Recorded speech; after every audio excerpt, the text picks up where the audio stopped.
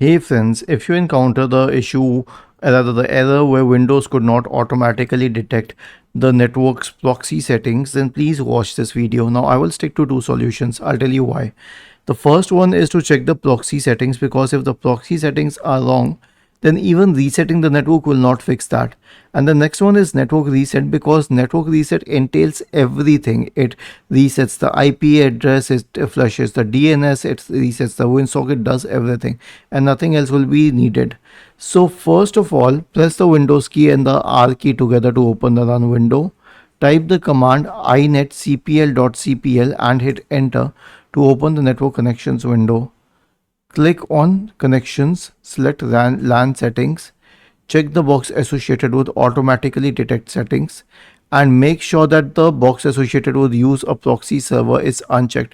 Now in many cases this is going to be checked, and even if there's nothing inside, merely because it's checked it will cause a conflict. So make sure that this is unchecked. This should be unchecked, this should be checked, very important. Click on OK, apply OK, and this will fix the problem in 80 to 85% cases. For the rest you can reset the network. So right click on the start button and select settings from the menu. Go to the network and internet tab on the list on the left hand side. In the right pane, select advanced network setting and then select network reset. Click on reset now and finally click on yes. Was this helpful? If yes, then please subscribe to the channel, and if not, then let us know in the comment section of the video on how we could help you further. Thank you for watching this video and have a nice day.